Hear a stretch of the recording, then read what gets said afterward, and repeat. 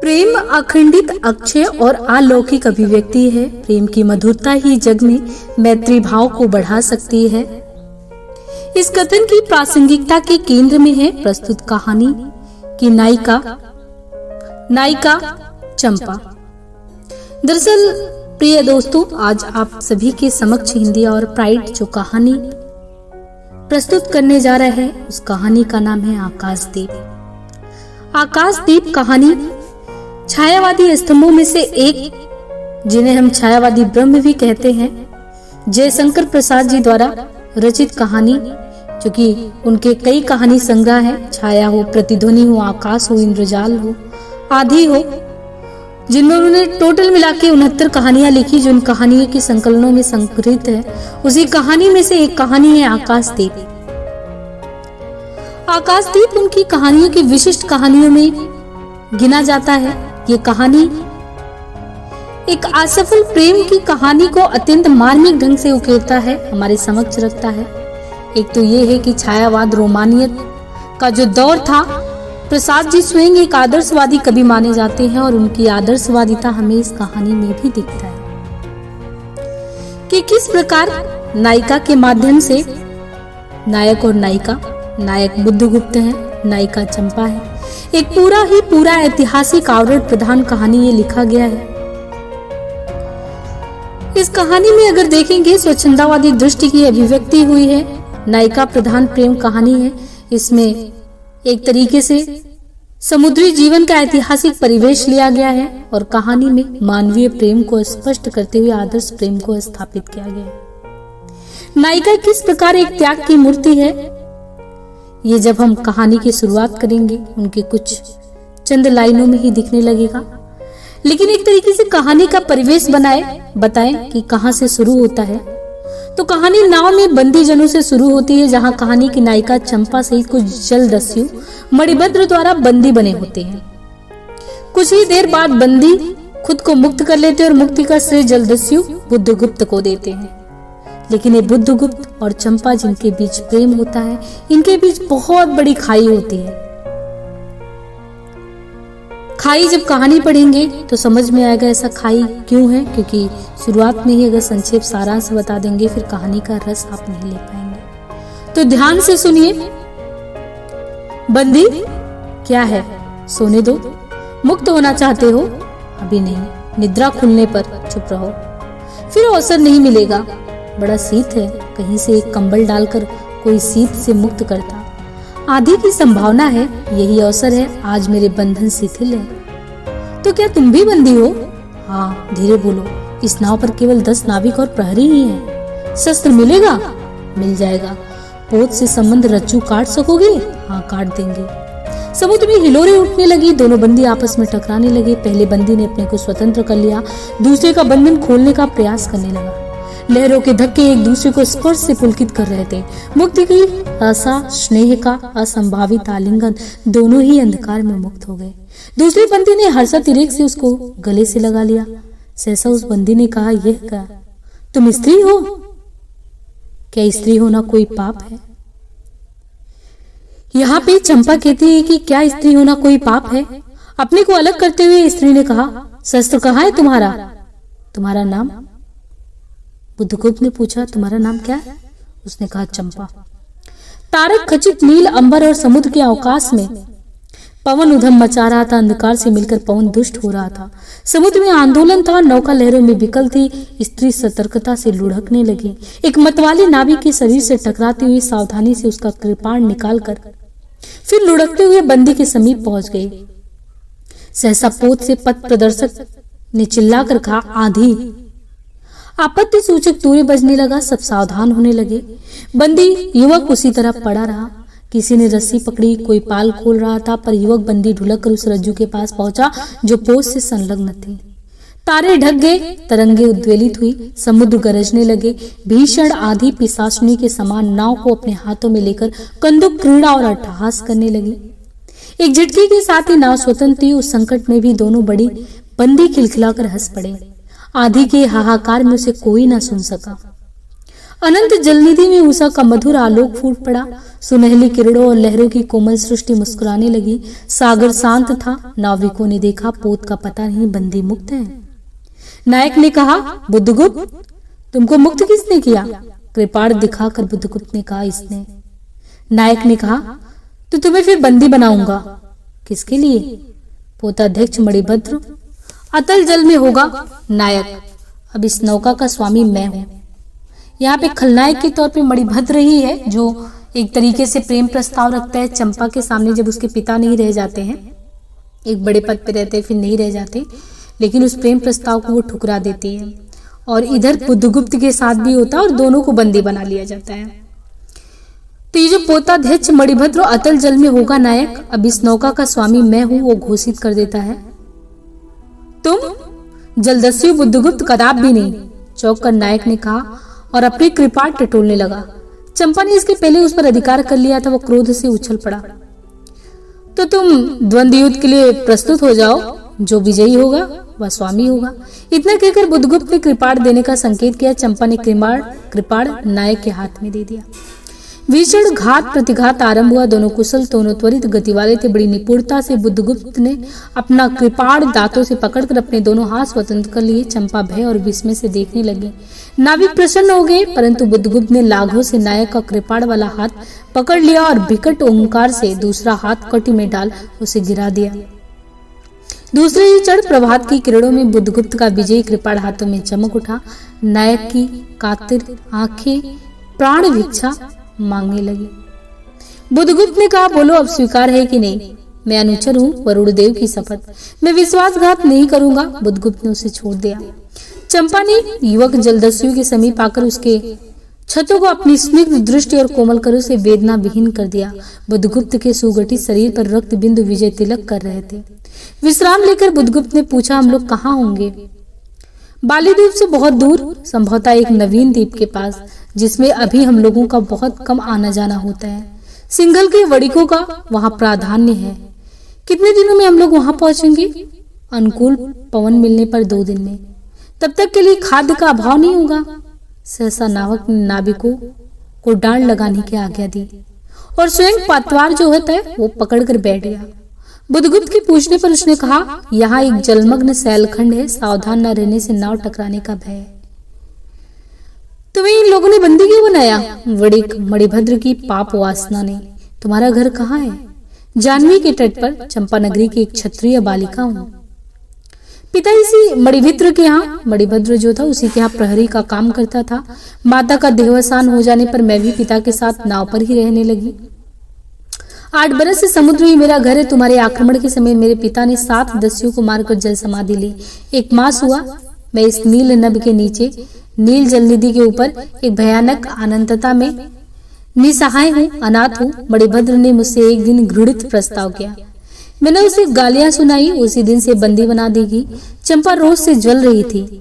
मैं भी ताम्रलिप्त की एक क्षत्रिय हूँ, मतलब वो बुद्धगुप्त अपना परिचय देता है, परंतु दुर्भाग्य से जलदस्यु बनकर जीवन बिताता हूँ। अब तुम क्या करोगी? मैं अपने अदृष्ट को अनिर्दुष्ट ही रहने दूंगी, वो जहां ले जाए। चंपा की आंखें निस्सीम प्रदेश में निरुद्देश थी, किसी आकांक्षा के लाल डोरे ना थे। धवल अपांगों में बालकों की सदृश विश्वास था। हत्या व्यवसायी दस्यु भी उसे देखकर कांप गया। उसके मन में एक संभ्रमपूर्ण श्रद्धा यमन की पहली लहरों को जगाने लगी।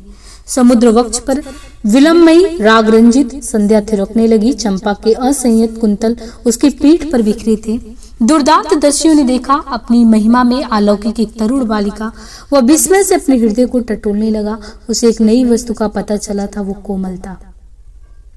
उसी समय नायक ने कहा, हम लोग द्वीप के पास पहुंच गए हैं। बेला से नाव टकराई। चंपा निर्भीकता से कूद पड़ी। माझी भी उतरे। बुद्धगुप्त ने कहा, जब इसका कोई नाम नहीं है तो हम लोग इसे चंपा द्वीप कहेंगे। चंपा हंस पड़ी। 5 बरस बाद सरल के धवल नक्षत्र नील गगन में झलमला रहे थे। चंद्र के उज्जवल विजय पर अंतरिक्ष में शरद लक्ष्मी ने आशीर्वाद के फूलों और खिलों को बिखेर दिया। चंपा के कुछ सौध पर बैठी हुई तरुणी चंपा दीपक जला रही थी।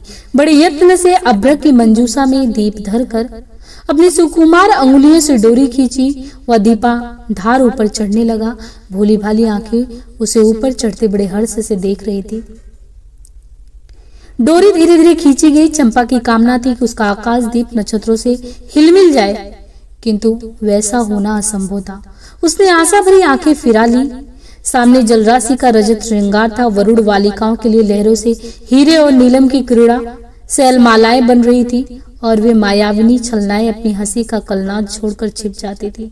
दूर दूर से धीवरों का वंशी झनकार उनके संगीत सा मुखरित होता था।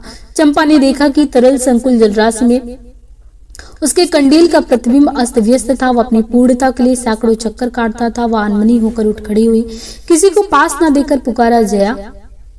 एक श्यामा युवती सामने आकर खड़ी हुई। वह जंगली थी। नील नभोमंडल से मुख में शुद्ध नक्षत्रों की पंक्ति के समान उसके दांत हंसते ही रहते। वह चंपा को रानी कहती। बुद्धगुप्त की आज्ञा थी। महानाविक कब तक आवेंगे, बाहर पूछो तो, चंपा ने कहा। जया चली गई। दुरागत पवन चंपा के अंचल में विश्राम लेना चाहता था। उसके हृदय में गुदगुदी हो रही थी। आज न जाने क्यों वो बेसुध था। वो दीर्घकाल दृढ़ पुरुष ने उसकी पीठ पर हाथ रख चमत्कृत कर दिया था। उसने फिर कर कहा, बुद्धगुप्त, बावली हो क्या? यहाँ बैठी हुई अभी तक दीप जला रही हो? तुम्हें यह काम करना है? क्षीर निधिसाई आनंद की प्रसन्नता के लिए क्या दासियों से आकाश दीप जलवाऊं? हंसी आती है तुमको? तुम किसको दीप जलाकर पथ दिखलाना चाहते हो?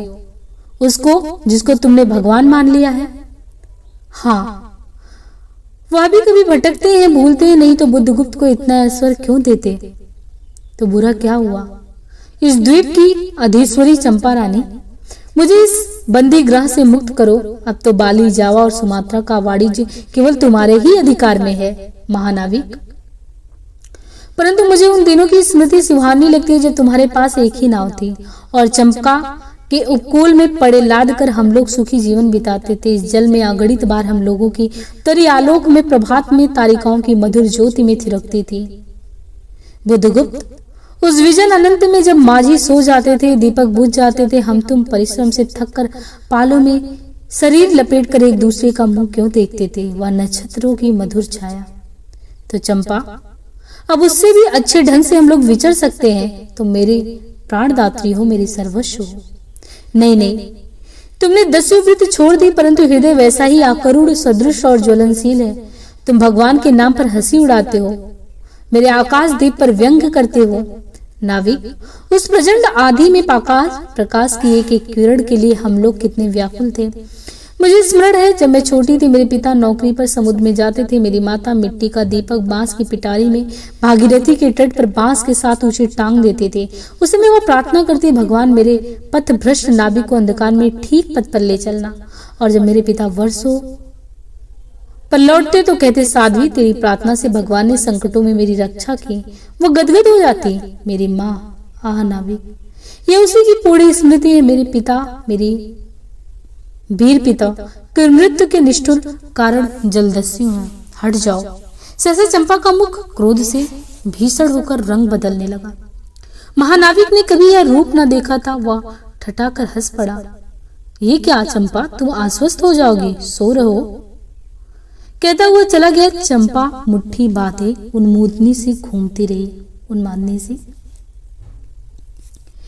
दरअसल हुआ क्या था कि ये जो बुद्धगुप्त और नायिका चंपा की मुलाकात हुई थी, एक तरीके से ये दोनों ही मणिभद्र के यहाँ बंदी बना लिए गए थे और नौका पे रखे गए थे। जब आधी आई तो वो लोग मुक्त हो गए। एक दूसरे से परिचय हुआ तो प्रेम हुआ। लेकिन जब ये बात पता चली चंपा को कि जो मेरे पिता के हत्यारे थे वो कोई जलदस्यु ही था, हालांकि बुद्धगुप्त ने ये सफाई दी कि वो नहीं है, परंतु चंपा को ये क्लियर था कि इसी में से कोई है। और जीवन पर्यंत जब वो प्रेम कर रही है, लेकिन फिर भी देखिए, उसने कहा, तुम्हारे आक्रमण के समय मेरे पिता ने 7 दस्युओं को मारकर जल समाधि ली थी और मणिभद्र ने मुझे अनाथ जानकर मुझसे घृणित प्रस्ताव किया। मैंने उसे गालियां सुनाई और मुझे वो बंदी बना लिया। तो फिर एक बात बताओ, बुद्धगुप्त ने उसको लाख समझाया कि उस कृपाण जो पिता को मारा गया, जो जलदस्यु थे, उसमें मैं तो नहीं था। लेकिन क्या चंपा उस चीज को मानने के लिए तैयार है? निर्जन समुद्र के उपकूल में वेला से टकराकर लहरें बिखर जाती थी। पश्चिम का पथिक थक गया था, उसका मुख पीला पड़ गया था, अपनी शांत गंभीर हलचल में जलनिधि विचार में निमग्न था। वह जैसे प्रकाश की उन्मीलित किरणों से विरक्त था। चंपा और जया धीरे धीरे उस तट पर आकर खड़ी हो गई। तरंग से उठते हुए पवन ने उनके वसन को अस्त व्यस्त कर दिया। जया के संकेत से एक छोटी सी नौका आई, दोनों के उस पर बैठते ही नाविक उतर गया। जया नाव खेने लगी। चंपा मुग्ध सी समुद्र के उदास वातावरण में अपने को मिश्रित कर देना चाहती थी। इतना जल, इतनी शीतलता, हृदय की प्यास ना बुझी। पी सकूंगी नहीं तो जैसे वेला में चोट खाकर सिंधु चिल्ला उठता है, उसी के समान रोदन करो, या जलते हुए स्वर्ण गोलक सदृश अनंत जल में डूब कर बूझ जाऊं। चंपा के देखते देखते पीड़ा और ज्वलन से आरक्त बिंब धीरे धीरे सिंधु में चौथाई आधा फिर संपूर्ण विलीन हो गया। एक दीर्घ निश्वास लेकर चंपा ने मुंह फेर लिया। देखा तो महानाविक का बजरा उसके पास है। बुद्धगुप्त ने झुककर हाथ बढ़ाया। चंपा उसके सहारे बजरे पर चढ़ गई। दोनों पास पास बैठ गए। इतनी छोटी नाव पर इधर घूमना ठीक नहीं। पास ही वह जलमग्न सैलखंड है, कहीं नाव टकरा जाती या ऊपर चढ़ जाती चंपा तो अच्छा होता। बुद्धगुप्त जल में बंदी होना कठोर प्राचीरों से तो अच्छा है। आह चंपा, तुम कितनी निर्दय हो। बुद्धगुप्त को आज्ञा लेकर देखो तो वह क्या नहीं कर सकता। जो तुम्हारे लिए नए द्वीप की सृष्टि कर सकता, नई प्रजा खोज सकता, नए राज्य बना सकता, उसकी परीक्षा लेकर देखो तो। कहो चंपा, वह कृपाण से अपना हृदय पिंड निकाल अपने हाथों से अतल जल में विसर्जन कर दे। महानाविक जिसके नाम से बोली एक तरीके से बाली, जावा और चंपा का आकाश गूंजता था, पवन थर्राता था, घुटनों के बल चंपा के सामने छलछलाई आंखों से बैठा था। सामने ही सैलमाला की चोटी पर हरियाली में विस्तृत जलदेश में नील पिंगल संध्या प्रकृति की सहृदय कल्पना, विश्राम की शीतल छाया स्वप्न लोक का सृजन करने लगी। उस मोहिनी के रहस्यपूर्ण नीलजाल का कुहक स्फुट हो उठा, जैसे मदिरा से सारा अंतरिक्ष सिक्त हो गया। सृष्टि नील कमलों में भरी उठी। उस सौरभ से पागल चंपा ने बुद्धगुप्त के दोनों हाथ पकड़ लिए। वहां एक आलिंगन हुआ, जैसे क्षितिज में आकाश और सिंधु का। किंतु उस परिरम में सहसा चेतन होकर चंपा ने अपनी कंचुकी से एक कृपाण निकाल लिया। बुद्धगुप्त, आज मैं अपने प्रतिशोध का कृपाण अतल जल में डुबो देती हूँ। हृदय ने छल किया, बार बार धोखा दिया। चमक कर वह कृपाण समुद्र का हृदय भेदता हुआ विलीन हो गया। तो आज से मैं विश्वास करूं क्षमा कर दिया गया? आश्चर्यचकित कंपित कंठ से महानाविक ने पूछा। विश्वास कदापि नहीं बुद्धगुप्त। जब मैं अपने हृदय पर विश्वास नहीं कर सकी, उसी ने धोखा दिया, तब मैं कैसे कहूँ मैं तुम्हें घृणा करती हूँ, फिर भी तुम्हारे लिए मर सकती हूँ। अंधेरे है जलजस्यु, तुम्हें प्रेम करती हूँ। चंपा रो पड़ी। वह स्वप्नों की रंगीन संध्या तम से अपनी आंखें बंद करने लगी थी। दीर्घ निश्वास लेकर महानाविक ने कहा, इस जीवन की पूर्णतम घड़ी की स्मृति में एक प्रकाश गृह बनाऊंगा चंपा। चंपा, यही उस पहाड़ी पर संभव है कि मेरे जीवन की धुंधली संध्या उससे आलोकपूर्ण हो जाए। चंपा के दूसरे भाग में एक मनोरम सैलमाला थी। वो बहुत दूर तक सिंधु जल में निर्मग्न थी। सागर का चंचल जल उस पर उछलता हुआ उसे छिपाया था। आज उसी सैलमाला पर चंपा के आदि निवासियों का समारोह था। उन सबों ने चंपा को वनदेवी से सजाया था। ताम्रलिप्त की बहुत से सैनिक नाविकों की श्रेणी में वन कुसुम विभूषिता चंपा सेवकारूढ़ होकर जा रही थी। सैल के एक ऊंचे शिखर पर चंपा के नागरिकों को सावधान करने के लिए एक सुदृढ़ दीप स्तंभ बनवाया गया था। आज उसी का महोत्सव है। बुद्धगुप्त स्तंभ के द्वार पर खड़ा था। सेविका से सहायता देकर चंपा को उसने उतारा। दोनों ने भीतर पदार्पण किया था कि बांसुरी और ढोल बजने लगे। पंक्तियों में कुसुम भूषण से सजी वन मालाएं फूल उछालती हुई नाचने लगी। दीपस्तंभ की ऊपरी खिड़की से यह देखती हुई चंपा ने जया से पूछा, ये क्या है जया? इतनी बालिकाएं कहां से बटोर लाई? आज रानी का ब्याह है ना? कहकर जया ने हंस दिया।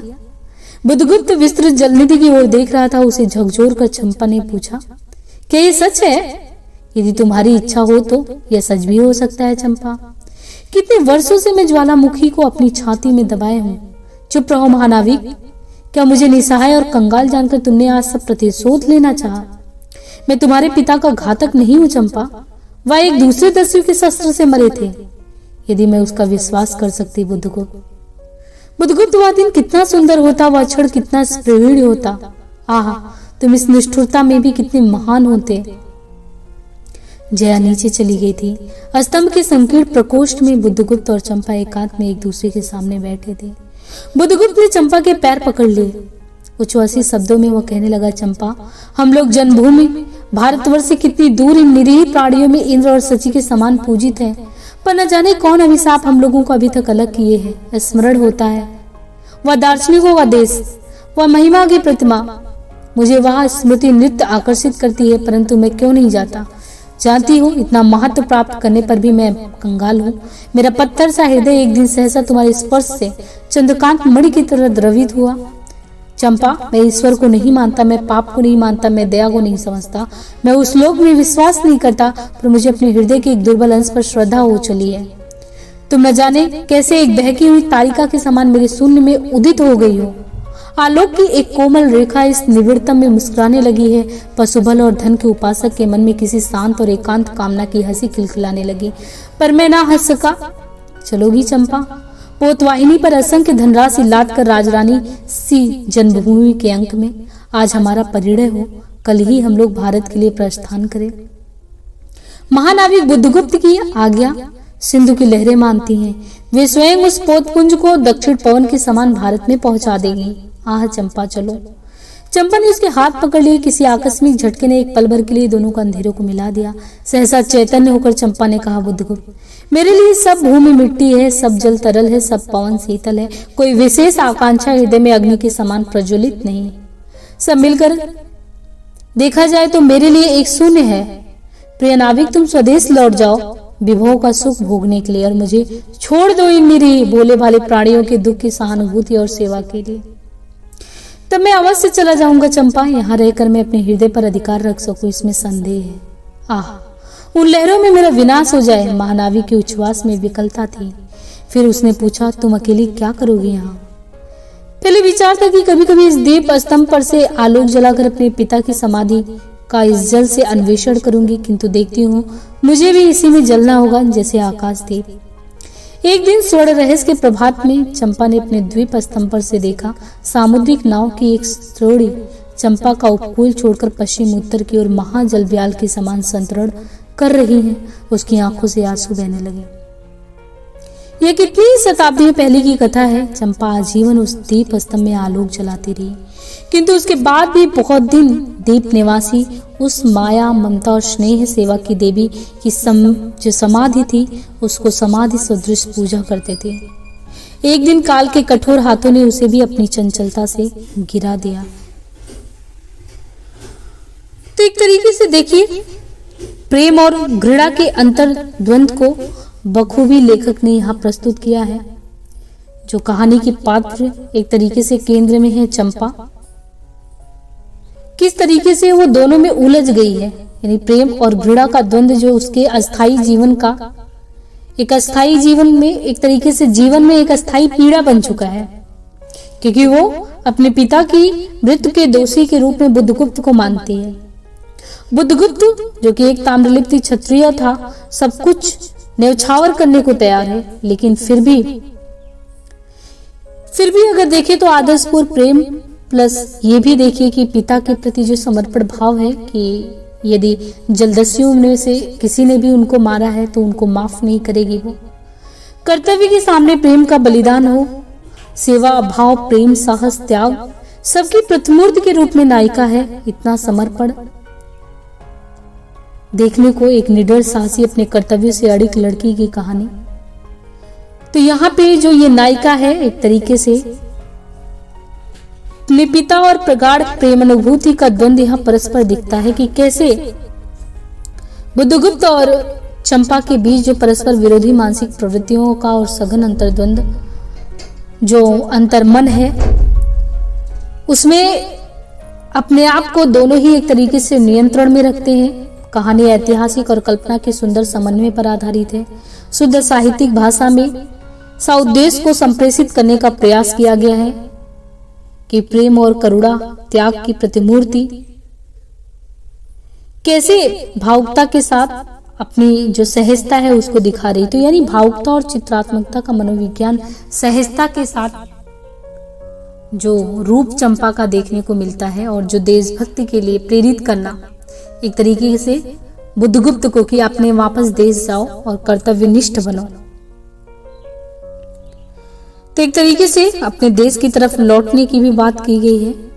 लेकिन सबसे बड़ी बात अगर इस कहानी के केंद्र में देखा जाए तो कहानी में वही है कि कर्तव्य निष्ठता, कर्तव्य का बोध है, जिसके लिए सब कुछ एक तरीके से चंपा, जिसके पास सब कुछ आ सकता था, वो सब छोड़ने के लिए तैयार है। तो आज के लिए प्रस्तुत था कहानी आकाशदीप, जो कि जयशंकर प्रसाद जी की कहानी थी। बाकी और भी कहानियां हैं, ये सब हमारी नेट JRF के सिलेबस में लगे हैं। फिलहाल सिलेबस के इतर भी जाकर देखें तो हिंदी साहित्य संसार में अगर आप वाकई में अपने व्यक्तित्व में परिवर्तन के सूत्रधारक बनना चाहते हैं तो ये कहानियां आपके जीवन में जरूर कुछ न कुछ नए आयाम जोड़ेंगी और निरंतर अपने आप को श्रेष्ठ से श्रेष्ठतम बनाने की दिशा में अग्रसर हों, क्योंकि जीवन अगर एक जगह पे रुका है तो सड़े पानी जैसे समान है। अपनी प्रतिक्रिया से जरूर अवगत कराएं। टेलीग्राम पे लिंक प्रोवाइड है, वहां से कनेक्ट हो जाएं। निरंतर अपनी प्रतिक्रिया जाहिर करते रहें, क्योंकि आपका प्रोत्साहन हमारे लिए प्रेरणा